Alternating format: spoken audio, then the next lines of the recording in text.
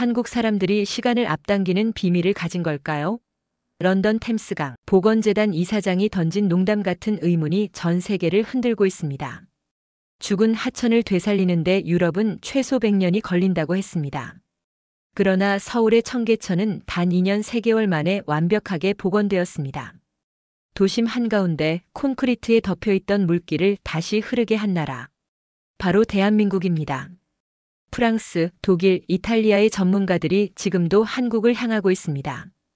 이건 도시 재생의 교과서이자 인류가 배우고 있는 모델이 되었습니다. 과연 청계천에는 어떤 비밀이 숨어 있을까요? 지금부터 그 놀라운 이야기를 함께 확인하시죠. 구독과 좋아요는 다음 이야기를 전하는데 큰 힘이 됩니다. 저는 제임스 윌슨, 올해 62세입니다. 런던 템스강 보건재단 이사장으로 30년째 일하고 있습니다. 그날 아침 서울시에서 온 초청장을 받았을 때 저는 커피잔을 내려놓고 헛웃음을 터뜨렸습니다. 청계천 복원 20주년 기념 국제 포럼이라는 제목 아래 작은 글씨로 이런 문구가 적혀 있었습니다. 2년 3개월 만에 완성된 기적의 하천 복원 사례. 저는 그 순간 모욕감이 치밀어 올랐습니다.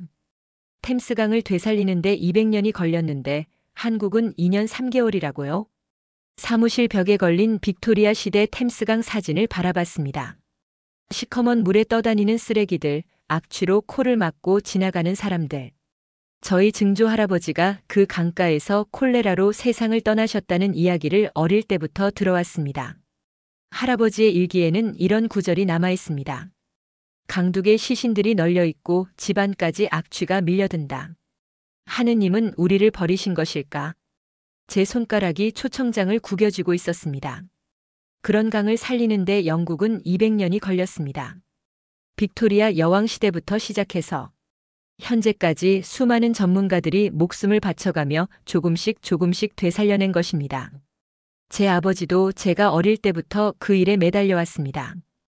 밤낮 없이 수질 데이터를 분석하고 정화시설을 점검하고 의회에 보고서를 제출하며 평생을 바쳤습니다. 그런데 한국이 2년 3개월 만에 해냈다고요? 저는 그 주장이 전문가로서의 제 인생을 모독하는 것처럼 느껴졌습니다. 아버지가 돌아가시기 전 마지막으로 하신 말씀이 떠올랐습니다. 제임스, 죽은 강을 살리는 건 한 세대로는 불가능하다. 우리는 씨앗을 심는 사람이고 너는 물을 주는 사람이며 내 아들이 열매를 거둘 것이다. 아내 엘리자베스가 제 어깨 너머로 초청장을 보더니 말했습니다. 당신 얼굴이 벌겋게 달아올랐네요. 뭔가 기분 나쁜 일이라도? 저는 초청장을 탁자에 던지며 대답했습니다. 거짓말쟁이들이야. 2년의 강을 살린다는 게 말이 되나? 우리가 얼마나 고생했는데. 엘리자베스는 조용히 초청장을 주워들었습니다. 하지만 만약 사실이라면 어떻게 할 거예요? 그녀의 질문에 저는 말문이 막혔습니다. 만약 정말 가능하다면? 만약 우리가 200년 동안 잘못된 방법을 써왔다면? 하지만 이상하게도 그날 밤부터 잠이 오지 않았습니다. 정말 가능한 일일까요? 아니면 그들만의 착각일까요? 침대에 누워 천장을 바라보며 계속 생각했습니다. 템스강 복원에 참여한 수백 명의 전문가들, 수천억 파운드의 예산, 수십 년간의 연구. 그 모든 것이 한국의 2년 3개월 앞에서 초라해 보인다는 게 말이 되나요? 마음 한구석에서는 호기심이 꿈틀거렸지만 저는 그 감정을 억누르려 했습니다. 전문가로서의 자존심이 허락하지 않았거든요. 하지만 새벽 3시 저는 결국 침대에서 일어나 컴퓨터 앞에 앉았습니다. 청계천에 대해 검색하기 시작했습니다. 그날 밤 검색을 시작하면서 저는 왜 청계천이라는 이름이 이렇게 제 마음을 뒤흔드는지 깨달았습니다. 템스강은 단순히 제 직장이 아니었습니다. 우리 윌슨 가문 4대에 걸친 숙명이었으니까요. 저희 증조 할아버지 헨리 윌슨은 1854년 템스강 대학취 사건 당시 런던 동쪽 도크랜드에 살았습니다. 할아버지가 남긴 일기를 읽어보면 그 참혹함이 고스란히 전해집니다. 오늘 강가에서 또 다른 시신을 발견했다. 14번째다. 콜레라가 우리 동네를 휩쓸고 있다. 아이들은 열을 내며 쓰러지고 어른들은 설사와 구토로 죽어간다. 특히 1854년 여름 템스강의 악취는 너무 심해서 국회 회의도 중단될 정도였습니다. 의원들이 코를 막고 회의장을 빠져나갔다고 기록되어 있죠. 그때 증조 할아버지는 20살이었는데 콜레라에 걸린 할머니를 간병하다가 본인도 감염되어 세상을 떠났습니다. 유언은 단 한마디였습니다. 이 더러운 물을 언젠가 누군가는 맑게 만들어야 한다. 조할아버지 윌리엄은 그 유언을 가슴에 새기고 살았습니다. 1864년 조지프 바젤게트가 런던 하수도 시스템을 설계할 때 노동자로 참여했죠. 매일 진흙탕에서 파이프를 묻고 벽돌을 나르고 콘크리트를 붓는 일을 했습니다. 손톱 밑에는 늘 검은 때가 끼어 있었고 옷에서는 하수 냄새가 배어나왔습니다. 하지만 포기하지 않았습니다. 할아버지 에드워드는 1차 대전이 끝난 뒤 템스강 수질관리청에 들어갔습니다. 그때만 해도 강물은 여전히 탁했고 물고기는 거의 살지 못했습니다. 할아버지는 매일 아침 7시에 강가에 나가 수질을 측정했습니다. 수십 년간 기록한 데이터만 해도 트럭 한 대 분량이었죠. 물이 맑아지려면 최소 100년은 더 걸릴 것이라고 예측했습니다. 아버지 로버트는 2차 대전 후 현대적인 정화시설 건설에 참여했습니다. 1951년부터 1981년까지 30년간 템스강 복원 프로젝트의 핵심 엔지니어로 일했습니다. 제가 어릴 때 기억을 떠올려 보면 아버지는 늘 도면과 계산서에 둘러싸여 있었습니다. 주말에도 현장에 나가 공사 진행 상황을 점검했고 휴가 때도 유럽 각국의 하천 정화 사례를 연구하러 다녔습니다. 아버지가 돌아가시기 전 마지막 대화가 아직도 생생합니다. 병원 침대에 누워 계시면서 제 손을 꼭 잡고 말씀하셨습니다. 제임스, 죽은 강을 살리는 건 한 세대로는 불가능하다. 우리는 씨앗을 심는 사람이고 너는 물을 주는 사람이며 내 아들이 열매를 거둘 것이다. 급하게 생각하지 마라. 자연은 천천히 움직인다. 그래서 저는 30년째 이 일을 해오고 있습니다. 사람들이 언제쯤 템스강이 완전히 깨끗해질까요? 라고 물으면 저는 항상 이렇게 답합니다. 최소 50년은 더 걸릴 겁니다. 자연을 거스른 대가는 생각보다 큽니다. 그런데 한국이 2년 3개월 만에 청계천을 복원했다고요? 저는 컴퓨터 화면을 보며 주먹을 쥐었습니다. 우리 가문 사대가 바친 200년의 노력이 무의미해지는 것 같았습니다. 증조 할아버지의 죽음도 조할아버지의 고생도 할아버지의 연구도 아버지의 헌신도 모두 헛된 일이었다는 뜻일까요? 엘리자베스가 제 어깨에 손을 올리며 말했습니다. 당신이 화가 난 이유를 알겠어요. 하지만 혹시 그들이 정말 다른 방법을 찾아낸 건 아닐까요? 저는 고개를 저었습니다. 불가능해. 물리 법칙을 거스를 순 없어. 강이 죽는데 100년이 걸렸으면 살아나는데도 최소 그만큼은 걸려야 해. 하지만 마음 한편으로는 두려웠습니다. 만약 정말 가능하다면? 만약 우리가 200년 동안 틀린 방법을 고집해왔다면? 그 생각만으로도 등골이 서늘해졌습니다. 이틀 뒤 파리에서 온 전화 한 통이 제 생각을 완전히 뒤바꿔 놓았습니다. 세느강 복원 프로젝트를 담당하는 소피아 르메르였습니다. 35살의 젊은 환경공학자로 프랑스 정부가 세느강 수질 개선을 위해 영입한 인재였죠. 제임스, 혹시 청계천 이야기 들었어요? 소피아의 목소리에는 흥분이 섞여 있었습니다. 파리 시장이 저희한테 청계천 모델을 검토해보라고 지시했어요. 정말 2년 3개월 만에 가능한 일인지 확인하라고요. 저는 코웃음을 쳤습니다. 소피아, 당신도 그런 말도 안 되는 이야기를 믿는 건 아니겠죠? 강 복원이 그렇게 쉬운 일이라면 우리가 왜 이렇게 고생하겠어요? 하지만 소피아는 진지했습니다. 제임스, 저도 처음엔 의심했어요. 하지만 데이터를 보니까 정말 놀라워요. 복원 전후 사진들, 수질 측정 결과, 생태계 변화 그래프까지 모든 게 일치해요. 거짓말이라고 하기엔 너무 구체적이에요. 제 마음이 흔들리기 시작했습니다. 소피아는 프랑스에서도 손꼽히는 하천 전문가입니다. 감정적으로 판단할 사람이 아니죠. 그래서 어떻게 할 생각이에요? 저는 다음 달에 서울로 가볼 예정이에요. 만약 정말 사실이라면 우리도 배워야 하잖아요. 세느강도 아직 완전히 깨끗하다고 할 수 없으니까요. 제임스도 함께 가면 어때요? 당신은 저보다 경험이 훨씬 많으니까 더 정확한 판단을 할 수 있을 거예요. 전화를 끊고 나서 저는 한참 동안 멍하니 앉아 있었습니다. 정말 가능한 일일까요? 아니면 한국 정부가 만들어낸 거대한 속임수일까요? 제 머릿속에서는 두 가지 목소리가 계속 싸우고 있었습니다. 첫 번째 목소리는 이렇게 말했습니다. 제임스, 냉정해져라. 200년 걸린 일을 2년에 해낸다는 게 말이 되나? 분명 어딘가 허점이 있을 거야. 수질 데이터를 조작했거나 생태계 복원을 과장했거나 아니면 유지 비용을 숨기고 있을 거야. 두 번째 목소리는 다르게 속삭였습니다. 하지만 만약 정말이라면, 만약 우리가 몰랐던 기술이나 방법이 있다면, 아버지가 꿈꿨던 완전한 복원이 정말 가능하다면, 그날 밤 저는 엘리자베스와 긴 대화를 나눴습니다. 그녀는 40년간 역사를 가르친 은퇴 교사로 항상 제게 균형 잡힌 시각을 제시해주는 사람이었습니다. 여보, 당신이 왜 이렇게 괴로워하는지 알겠어요. 하지만 생각해보세요. 만약 정말 새로운 방법이 있다면 그걸 배우지 않는 게 더 어리석은 일 아닐까요? 엘리자베스가 따뜻한 차를 건네며 말했습니다.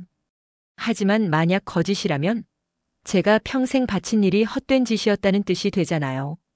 아니에요. 당신이 한 일은 절대 헛되지 않아요. 다만 더 좋은 방법이 있을 수도 있다는 거죠. 과학은 원래 그런 거잖아요. 뉴턴의 법칙이 틀렸다고 해서 뉴턴이 무가치한 건 아니듯이요. 엘리자베스의 말이 제 마음에 스며들었습니다. 제가 진짜 두려워하는 건 청계천이 거짓일 가능성이 아니라 진짜일 가능성이었던 거죠. 제 자존심이 무너지는 게 두려웠던 겁니다. 다음 날 아침 저는 결심했습니다. 직접 눈으로 확인해 보겠다고요. 진실이 무엇이든 받아들이겠다고요. 서울로 가는 항공편을 예약하면서 제 손이 떨렸습니다. 거대한 사기극을 폭로하러 가는 건지 아니면 인류 역사상 가장 위대한 환경, 복원 사례를 목격하러 가는 건지 알 수 없었습니다. 하지만 한 가지는 확실했습니다. 이 의문을 해결하지 않고는 평생 후회할 것 같다는 생각이 들었거든요. 인천공항에서 서울 시내로 향하는 버스 안에서 저는 계속 회의적인 생각을 했습니다. 아마 멀리서 보면 그럴듯해 보이겠지만 가까이 가면 허점이 드러날 거라고요. 하지만 버스가 청계천 근처에 도착했을 때 저는 첫 번째 충격을 받았습니다. 도심 한복판에 강이 흐르고 있었습니다. 그것도 아주 자연스럽게요. 런던의 템스강처럼 도시 외곽이 아니라 마천루들 사이로 맑은 물줄기가 흘러가고 있었습니다. 버스 창문으로 내려다본 청계천은 제가 상상했던 것과 완전히 달랐습니다. 호텔에 짐을 풀고 곧바로 청계천으로 향했습니다. 오후 3시경이었는데 점심시간을 마친 직장인들이 강변에 앉아 도시락을 먹고 있었습니다. 저는 믿을 수 없다는 표정으로 그 광경을 바라봤습니다. 런던에서는 상상할 수 없는 일이었거든요. 강가로 내려가서 물에 손을 담갔습니다. 두 번째 충격이었습니다. 물이 정말 맑았어요. 비린내도 나지 않았고 손으로 떠서 냄새를 맡아봐도 아무런 악취가 없었습니다. 저는 무의식 중에 그 물을 한 모금 마셔봤습니다. 달콤하지도 쓰지도 않은 그냥 깨끗한 물맛이었어요. 선생님, 혹시 외국에서 오셨나요? 뒤에서 누군가 말을 걸었습니다. 중년의 한국인 남성이었는데 나중에 알고 보니 청계천 관리사무소의 박진수 과장이었습니다. 제가 이 근처에서 20년째 일하고 있는데 외국분들이 오시면 항상 그런 표정을 지으세요. 저는 영국에서 온 제임스 윌슨입니다. 템스강 복원 일을 하고 있어요. 정말 이 물을 마셔도 괜찮나요? 박 과장이 웃으며 대답했습니다. 물론이죠. 2급수 기준을 유지하고 있거든요. 어린이들도 여기서 물놀이를 해요. 보세요, 저기. 제가 고개를 돌리자 세 번째 충격이 기다리고 있었습니다. 초등학생으로 보이는 아이들이 강물에 발을 담그고 놀고 있었어요. 어떤 아이는 아예 바지를 걷어올리고 물속에 들어가 있었습니다. 부모들도 전혀 걱정하는 기색 없이 지켜보고 있었고요. 저는 그 순간 다리에 힘이 빠지는 걸 느꼈습니다. 런던에서는 절대 볼 수 없는 광경이었거든요. 템스강 수질이 많이 좋아졌다고 해도 아직 아이들이 맨발로 들어갈 정도는 아니었으니까요. 언제부터 이렇게 깨끗해진 건가요? 제가 떨리는 목소리로 물었습니다. 복원 공사가 끝난 게 2005년이니까 벌써 20년이 다 되어 가네요. 처음에는 저희도 믿기 어려웠어요. 이렇게 빨리 생태계가 회복될 줄은 몰랐거든요. 박 과장의 설명을 들으며 저는 강물을 다시 바라봤습니다. 햇빛이 수면에 반사되어 반짝이고 있었는데 그 빛이 제 눈을 아프게 했습니다. 아니, 정확히는 제 마음을 아프게 했다고 해야겠죠. 어떻게 2년 3개월 만에 이런 일이 가능한 거죠? 저는 간신히 목소리를 짜내며 물었습니다. 그건 내일 자세히 설명해 드릴게요. 오늘은 일단 쭉 걸어보시면서 눈으로 확인해 보세요. 5.8km 전 구간이 다 이런 상태거든요. 저는 박 과장과 헤어진 뒤 혼자서 청계천을 따라 걸었습니다. 평생 죽은 강을 살리는 일에 매달려온 전문가로서 저는 어떤 허점이라도 찾으려고 애썼습니다. 혹시 물을 다른 곳에서 끌어와서 흘려보내는 건 아닐까? 혹시 수질 측정을 속이는 장치가 숨어 있는 건 아닐까? 하지만 걸으면 걸을수록 더 놀라운 것들이 눈에 들어왔습니다. 강변에 앉아 책을 읽는 사람들, 자전거를 타고 지나가는 시민들, 연인들이 손을 잡고 산책하는 모습. 모든 게 너무 자연스러웠어요. 호텔로 돌아와서 엘리자베스에게 전화를 걸었습니다. 여보, 정말 놀라워요. 제가 본 게 믿어지지 않아요. 어때요? 거짓인가요? 진짜인가요? 저는 한참 동안 대답하지 못했습니다. 모르겠어요. 만약 거짓이라면 너무 정교한 거짓말이고 만약 진짜라면 제가 지금까지 뭘 한 건지 모르겠어요. 그날 밤 저는 거의 잠들지 못했습니다. 창밖으로 보이는 서울의 야경을 바라보며 계속 생각했습니다. 정말 가능한 일일까? 아니면 아직 제가 모르는 비밀이 숨어 있는 걸까? 다음 날 아침 박진수 과장을 다시 만났습니다. 그는 수중 카메라와 각종 측정 장비들을 준비해 왔더군요. 저는 여전히 의심스러운 마음으로 그를 따라갔습니다. 분명 어딘가 허점이 있을 거라고 생각하며요.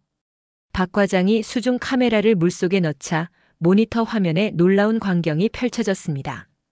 은어들이 무리를 지어 헤엄치고 있었어요. 바닥에는 다슬기들이 기어다니고 있었고 물풀 사이로는 작은 물고기들이 숨바꼭질을 하고 있었습니다. 제 눈이 화면에 고정되었습니다. 박 과장이 설명했습니다. 현재 청계천에는 22종의 어류가 서식한다고 했습니다. 쉬리, 붕어, 잉어, 은어, 피라미까지. 복원 초기에는 물고기 한 마리 보기 어려웠는데 지금은 완전한 먹이 사슬이 형성되었다는 거였습니다. 저는 화면을 보며 숨이 막히는 기분이었습니다. 템스강에서 이런 모습을 보려면 얼마나 더 기다려야 할까요? 아직도 물고기 종류가 제한적이고 수질도 완전히 안정되지 않았는데 말이죠. 수중 카메라가 강 바닥을 비추자 더욱 놀라운 것들이 보였습니다. 돌 틈틈이 수서곤충들이 살고 있었어요. 하루살이 유충, 날돌의 유충들이 꿈틀거리고 있었습니다. 이런 곤충들은 물이 정말 깨끗해야만 살 수 있는 종들입니다. 저는 무의식 중에 주먹을 쥐고 있었습니다. 박 과장이 물의 온도를 재더니 여름임에도 섭씨 24도를 유지한다고 알려줬습니다. 지하수와 한강물을 적절히 섞어서 순환시키기 때문에 사계절 내내 안정적인 수온을 유지한다는 설명이었습니다. 저는 그때까지도 어디선가 속임수가 있을 거야 라고 생각하고 있었습니다. 오후에 한 초등학생이 다가왔습니다. 얼굴이 새까맣게 탄 아이가 작은 공책을 들고 있더군요. 박 과장이 그 아이를 소개해 줬습니다. 매일 방과 후에 청계천에 와서 물고기 관찰 일기를 쓴다는 김민수라는 아이였습니다. 아이가 자신의 일기장을 펼쳐 보여줬습니다. 서툰 글씨로 이런 내용이 적혀 있었어요. 오늘 청계천에서 은어 5마리를 봤어요. 할아버지는 옛날에는 물고기가 하나도 없었다고 했는데 지금은 매일 새로운 물고기를 발견해요. 물이 정말 깨끗해서 바닥까지 다 보여요. 그 순간 제 가슴이 무너졌습니다. 아이의 순수한 기록이 저의 모든 의심을 날려버렸거든요. 이 아이에게는 깨끗한 청계천이 당연한 일상이었습니다. 더러웠던 과거를 모르는 세대에게 맑은 물과 살아있는 생태계는 그냥 주어진 것이었어요. 저는 그 일기를 보며 눈물이 났습니다. 제가 평생 꿈꿔왔던 모습이 바로 이거였거든요. 아이들이 강에서 자연스럽게 놀고 물고기와 함께 자라나는 세상. 템스강에서는 아직도 불가능한 일이 여기서는 이미 20년째 계속되고 있었습니다. 박 과장이 조용히 말했습니다. 처음 복원 계획이 발표되었을 때 많은 전문가들이 회의적이었다고 했습니다. 특히 외국 전문가들은 불가능하다며 고개를 저었다고 하더군요. 하지만 시민들의 의지와 과학기술이 만났을 때 기적이 일어났다는 거였습니다. 저는 그날 오후 내내 청계천 곳곳을 돌아다니며 생태계를 관찰했습니다. 물속뿐만 아니라 강변에도 생명이 넘쳐났어요. 버드나무 가지에는 새들이 둥지를 틀고 있었고 꽃밭에는 나비들이 날아다니고 있었습니다. 특히 인상 깊었던 건 시민들의 모습이었습니다. 모두가 청계천을 자신의 것처럼 아끼고 보호하고 있었어요. 쓰레기 하나 함부로 버리지 않았고 아이들은 물고기를 잡으려 하지도 않았습니다. 이런 시민 의식이야말로 진짜 복원의 원동력이었구나 싶었습니다. 저녁 무렵 저는 벤치에 앉아 흘러가는 물을 바라봤습니다. 20년 전 이곳은 복개도로였다고 했습니다. 자동차들이 달리던 콘크리트 위에서 지금 물고기들이 헤엄치고 있는 거였어요. 정말 불가능해 보였던 일이 현실이 되어 있었습니다. 그때 깨달았습니다. 제가 지금까지 불가능하다고 생각했던 건 방법을 몰랐기 때문이었다는 것을요. 한국은 저희가 생각하지 못한 완전히 다른 접근법을 사용했던 거였습니다. 다음 날 박진수 과장이 청계천 관리센터로 저를 안내했습니다. 지하 2층에 자리한 그곳은 마치 우주선 조종실 같았습니다. 수십 개의 모니터가 실시간으로 청계천 전 구간의 상황을 보여주고 있었고 직원들이 첨단 장비들을 조작하며 데이터를 분석하고 있었습니다. 첫 번째로 놀란 건 물의 순환 시스템이었습니다. 매일 12만 톤의 물이 청계천을 흘러간다고 했습니다. 이 엄청난 양의 물은 한강 하류와 중랑천에서 끌어와서 3단계 정화 과정을 거친다는 설명이었습니다. 기계적 역과 생물학적 분해, 그리고 자외선과 오존을 이용한 고도 처리까지. 저는 그 규모와 정밀함에 압도당했습니다. 특히 인상 깊었던 건 실시간 모니터링 시스템이었습니다. 청계천 전 구간에 설치된 16개의 센서가 24시간 내내 수질을 감시하고 있었어요. 수온, 산소 농도, 탁도, 질소와 인 농도까지 모든 데이터가 초 단위로 컴퓨터에 입력되고 있었습니다. 담당 직원이 AI 시스템에 대해 설명해 줬습니다. 인공지능이 과거 20년간의 데이터를 학습해서 수질 변화를 예측한다고 했습니다. 비가 오기 전에 미리 정화량을 조절하고 기온 변화에 따라 산소 공급량을 자동으로 맞춘다는 거였어요. 저는 그 순간 소름이 돋았습니다. 템스강에서는 아직 꿈도 꾸지 못하는 기술이었거든요. 모니터 화면에 나타난 그래프들을 보며 저는 말을 잃었습니다. 지난 1년간의 수질 데이터가 거의 일직선을 그리고 있었어요. 계절이 바뀌어도 태풍이 와도 폭염이 계속되어도 수질은 항상 2급수 기준을 유지하고 있었습니다. 이런 안정성은 자연하천에서는 절대 불가능한 일이었습니다. 박 과장이 비용 데이터를 보여줬습니다. 연간 운영비가 약 100억 원 정도 든다고 했습니다. 처음에는 비싸다고 생각했는데 서울시 전체 예산에서 차지하는 비율을 계산해 보니 0.3%도 안 되더군요. 한 시민당 연간 1,000원 정도의 비용으로 이런 기적을 유지하고 있는 거였습니다. 더 놀라운 건 에너지 효율성이었습니다. 태양광 패널과 수력 발전기를 활용해서 필요한 전력의 30%를 자체 생산한다고 했습니다. 심지어 청계천을 흐르는 물의 힘으로 정화시설을 돌리는 부분도 있었어요. 저는 그 창의적인 발상에 감탄할 수밖에 없었습니다. 지하 3층으로 내려가자 더욱 거대한 시설이 나왔습니다. 생물학적 정화조였는데 마치 거대한 수족관 같았어요. 각종 미생물과 수생식물들이 오염물질을 분해하고 있었습니다. 자연의 힘을 그대로 활용한 정화 시스템이었죠. 담당자가 설명해 주기를 이 생물학적 정화조만으로도 오염물질의 80% 이상을 제거할 수 있다고 했습니다. 화학약품을 거의 사용하지 않고도 이런 효과를 낼 수 있다는 게 믿어지지 않았어요. 템스강에서는 아직도 많은 화학 처리에 의존하고 있는데 말이죠. 오후에는 수질 검사실을 둘러봤습니다. 최첨단 분석 장비들이 즐비했는데 매일 수백 개의 샘플을 분석한다고 했습니다.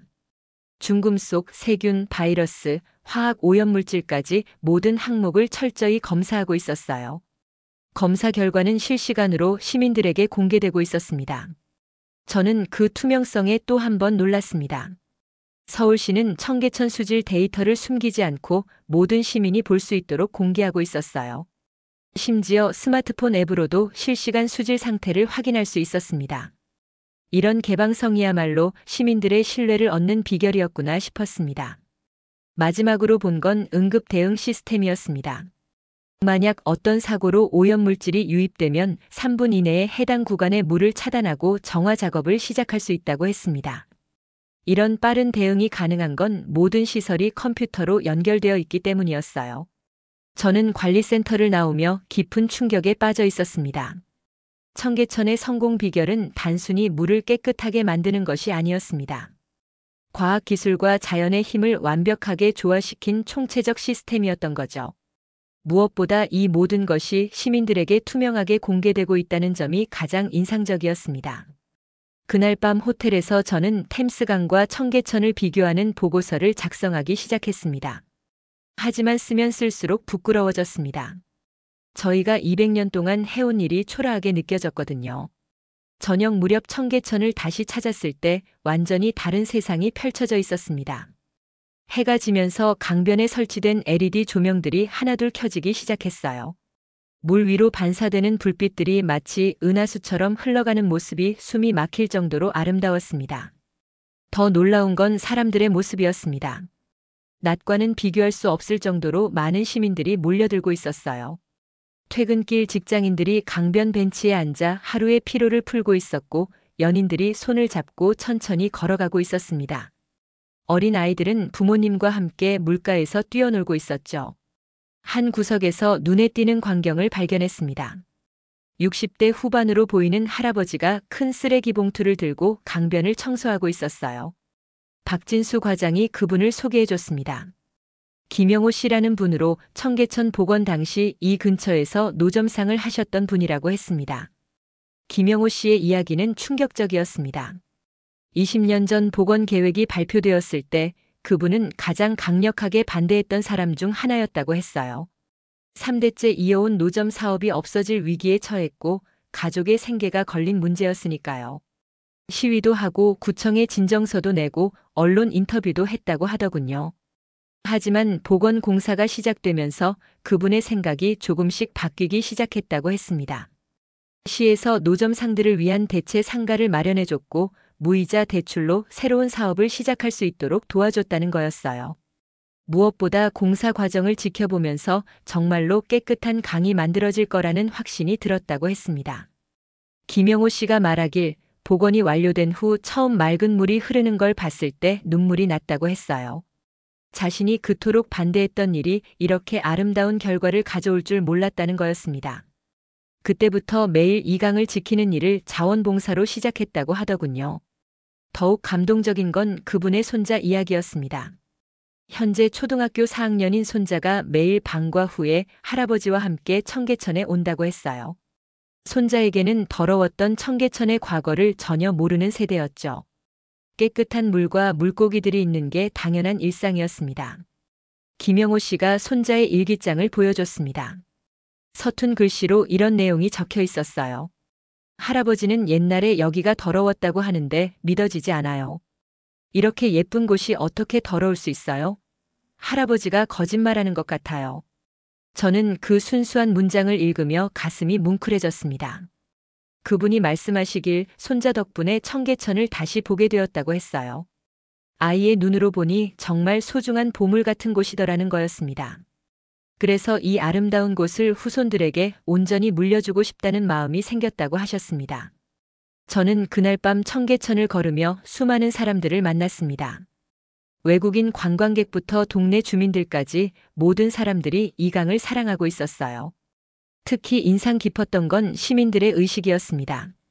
아무도 쓰레기를 함부로 버리지 않았고 물고기를 잡으려 하지도 않았습니다.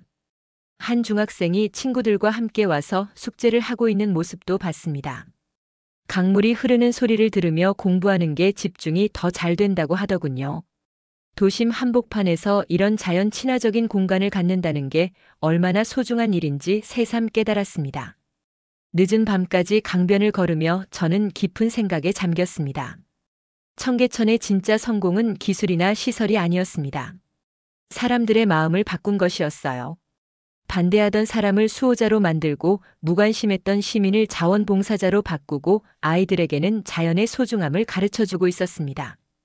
템스강 복원 과정에서 저희가 놓쳤던 부분이 바로 이것이었구나 싶었습니다. 기술적 완성도에만 집중하느라 시민들의 마음을 얻는 데는 소홀했던 거죠. 청계천은 단순히 물을 깨끗하게 만든 게 아니라 사람들의 삶을 바꾼 것이었습니다.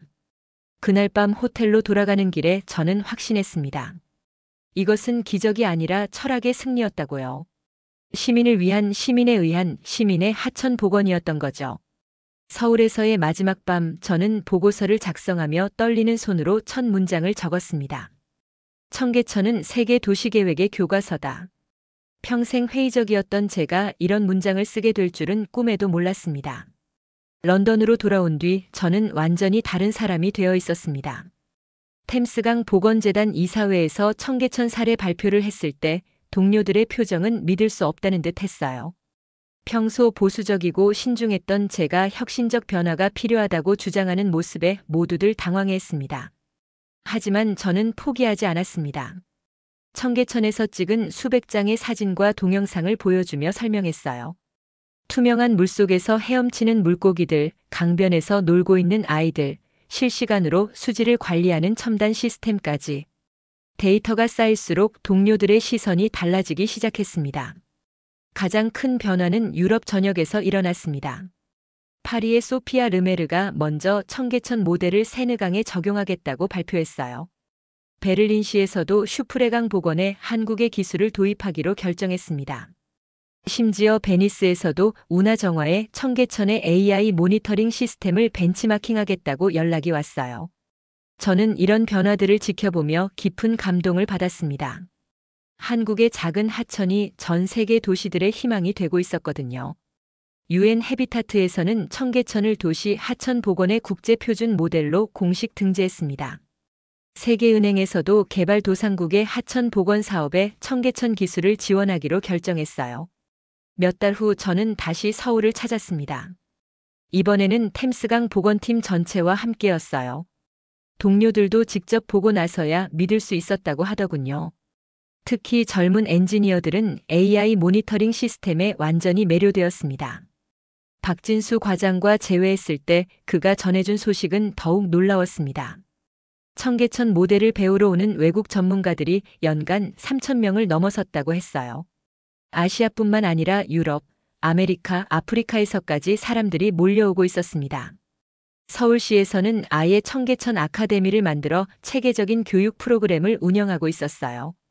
더욱 감동적이었던 건 김영호 할아버지와의 재회였습니다. 그분은 이제 청계천 명예 해설사가 되어 외국 방문객들에게 복원 과정을 설명하고 있었어요. 한때 가장 강력하게 반대했던 분이 이제는 가장 열정적인 홍보대사가 된 거죠. 그분의 손자도 중학생이 되어 영어로 청계천을 소개하는 동영상을 만들고 있었습니다. 제가 가장 인상 깊었던 건 시민들의 자부심이었습니다.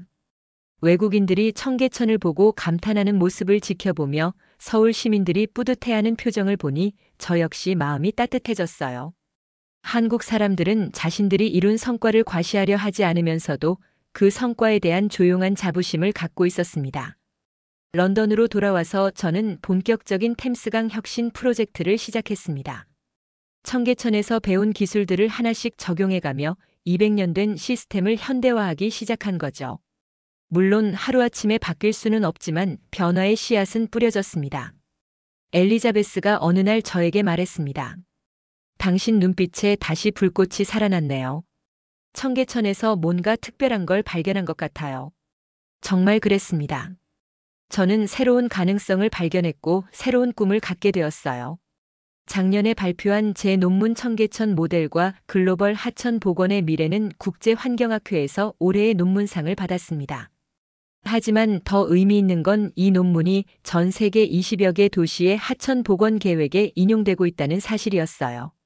지금 저는 더 이상 회의론자가 아닙니다. 한국의 기적을 세계에 알리는 전도사가 되었어요. 200년 걸린 템스강과 2년 3개월의 청계천. 그 차이는 시간이 아니라 철학의 차이였습니다. 시민을 믿고 과학을 믿고 불가능을 가능으로 바꾸려는 의지의 차이였어요. 여러분은 언제 한국이 위대하다고 느끼셨나요? 저에게는 청계천에서 맑은 물을 마셨던 그 순간이었습니다. 이 이야기가 마음에 닿으셨다면 한국의 기적을 더 많은 사람들에게 알려주세요. 세상은 아직 모르고 있습니다. 한국이 얼마나 대단한 나라인지 말이에요.